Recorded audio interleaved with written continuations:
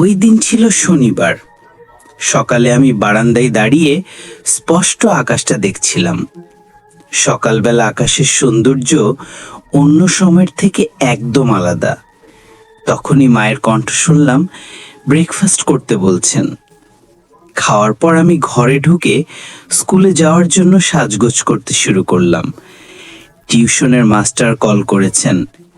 তিনি বললেন, আগামীকাল যে লেসন সেটা আজ দুপুরে করাবেন।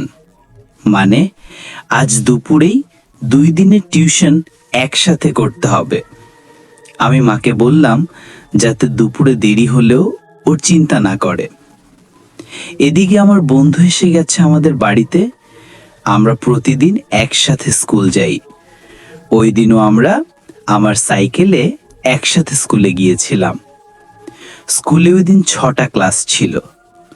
স্কুল বিকেল 5টায় বন্ধ হয়ে গেল। তারপর আমার বন্ধু পূজা আর আমি একসাথে টিউশনে গেলাম। আকাশে ছোট ছোট মেঘ ভেসে বেড়াচ্ছে, কিন্তু মেঘ দেখেও মনে হচ্ছিল না বৃষ্টি হবে। টিউশন শেষ হলে ঘড়ির সময় ছিল 6টা 30। শিক্ষক একটু বেশি পড়াতেন, কিন্তু মেঘের অবস্থা ভালো না। আমি বাইরে আসতেই দেখলাম আকাশ কালো ঘন মেঘে ভরে গেছে। পূজা আর আমি দ্রুত বাড়ির দিকে রওনা দিলাম। আমি সাইকেলটা বেশ দ্রুত চালাতে শুরু করলাম। কিছু দূর যাওয়ার পর সাইকেলের চেন পড়ে গেল। হায়, কি অবস্থা! কোথাও কেউ নেই, চারদিকে শুধু কালো কালো। এদিকে পূজা সাইকেলের চেন ঠিকঠাক বসানোর চেষ্টা করছিল, কিন্তু যাই করে হচ্ছিল না। হঠাৎ পেছন থেকে একটা কণ্ঠ শোনা গেল, কি হলো বেবি, সাইকেলের চেন ঠিক মতো কাজ করছে না? কণ্ঠটা শুনে মনে হলো অনেক দূর থেকে কেউ বলছে। দুজনেই পেছনে ফিরে দেখলো এক বয়স্ক মহিলা দাঁড়িয়ে আছেন। মহিলা সাদা শাড়ি পরেছেন, মাথায় সাদা চুল, চারদিকে অন্ধকার, মনে হচ্ছে বৃষ্টি নামছে। ওই সময় আমার মোবাইল বেজে উঠল। দেখি আমার টিউশ আর ওই বুড়ি কোথা থেকে এসে পড়ল। আশেপাশে এমন কোনো বাড়ি নেই, একদম ফাঁকা মানুষহীন জায়গা।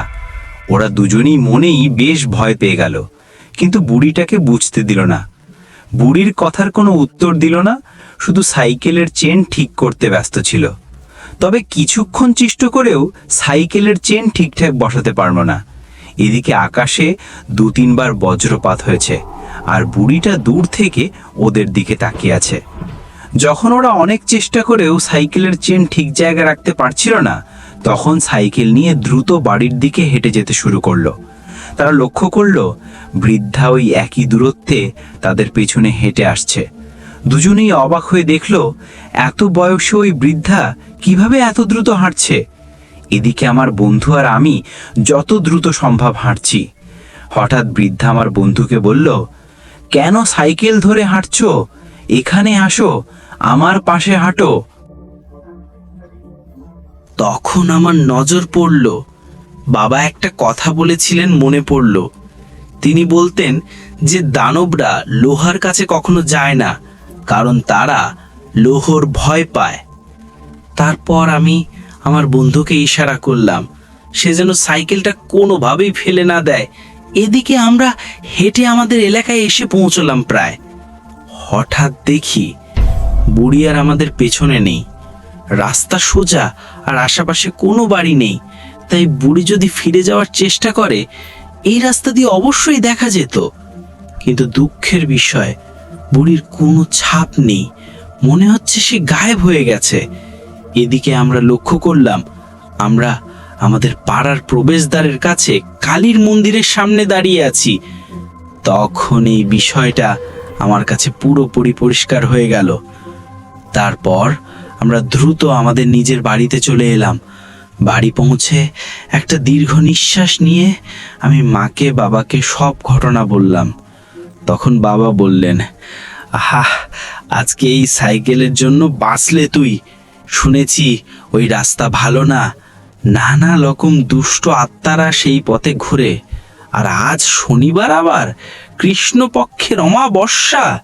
বন্ধুরা, নিচে কমেন্টে জানিও আজকের এপিসোড কেমন লেগেছে